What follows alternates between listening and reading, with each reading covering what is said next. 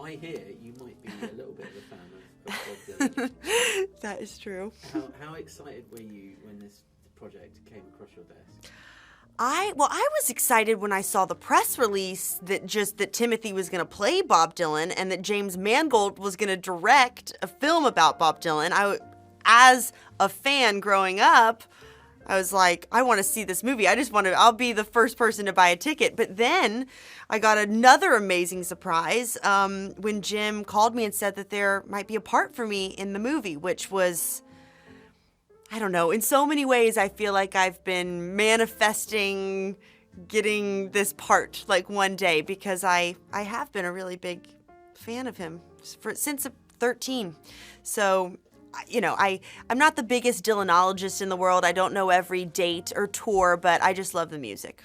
So. Were you aware at all of Sue's before this part came? Now, no, I was not. I knew the woman on the Freewheelin' album cover, and I think I knew that was his girlfriend, and I had heard the name Suze Rotolo, but I did not know really anything else about her. So to get to read her memoir was a freewheeling time. There's so much in there about their relationship, and especially about, growing up in the Village in the 60s and just the youth culture of the time. She really captures it so beautifully in that book. So I got to learn a lot. Yeah.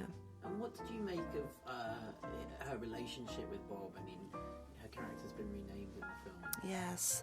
Well, I think that was the challenge of the part, was that I am playing the one person that isn't well known, and she's the one, she's not musical, she doesn't sing or play instruments with him. So it was making sure that I was able to kind of overcome just being the girlfriend part, because obviously, there's so much more to her and so much more to what she did and how she inspired Bob in that time. She was very politically involved. She was an activist in the 60s, and Bob wasn't so much into politics until he met her and she introduced him to that world. She was an artist in her own right. She was a painter. And you can Google, there's so many songs that he has written about Suze and that relationship. Boots of Spanish Leather, and the list is very long. And she also inspired him to sing his own music and his own songs.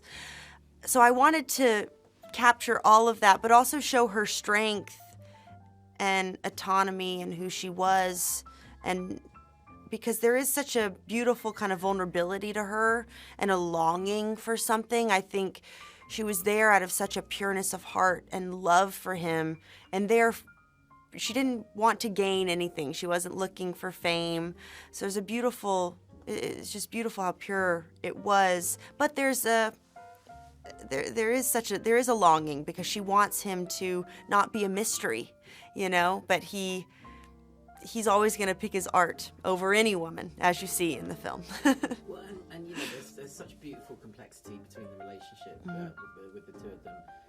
Can I ask just about the experience? You worked with Timmy before. Yes. The experience of bringing that to life with him.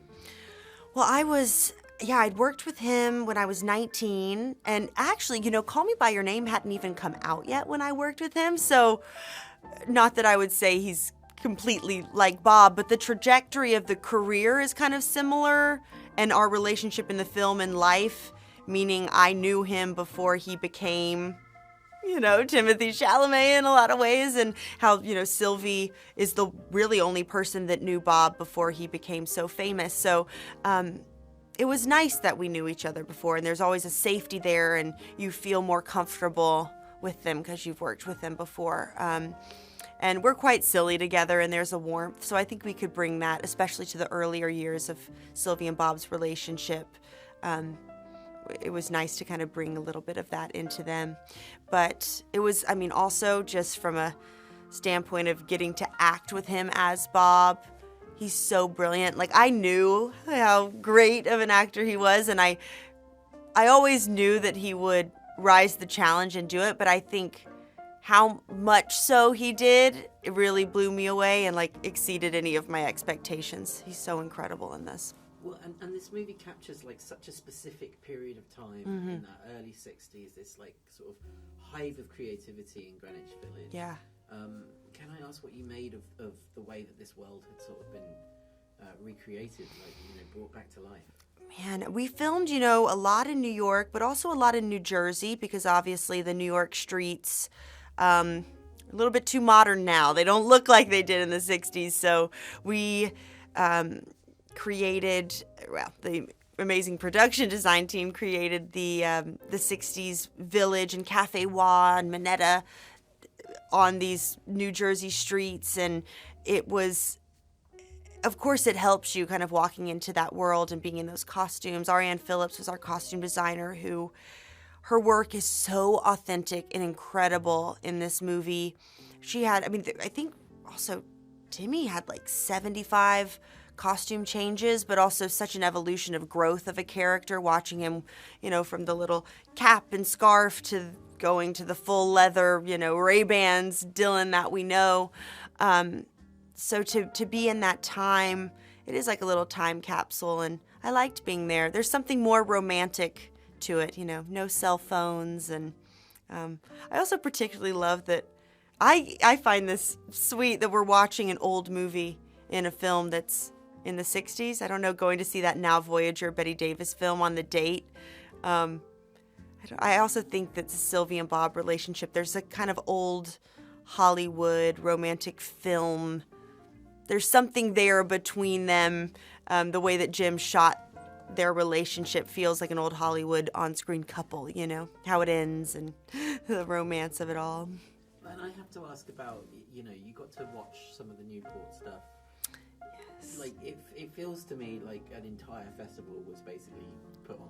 It is so true. The Newport, the festival scenes, Jim put on a full festival for us all.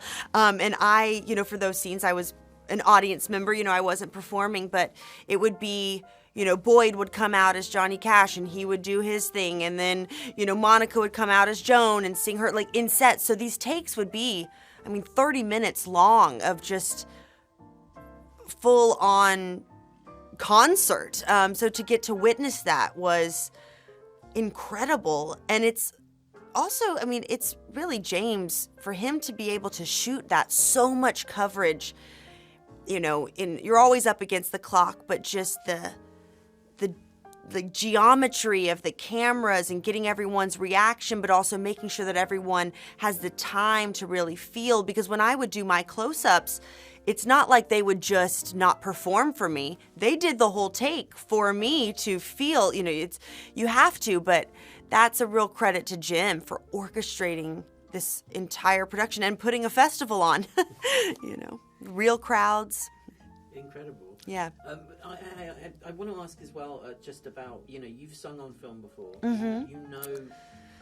The complication of it, the vulnerability of it. Yes. What did you make? Sadly, Sylvie doesn't get to cruise. I know.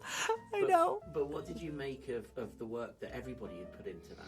Gosh, I was blown away by everyone singing and the work that they put into it. I know that Timothy had, he had 5 years to train and learn all the songs. I think he said he's learned like 50 Dylan songs that he can play and sing, and some of them, aren't even in the movie. He just learned them.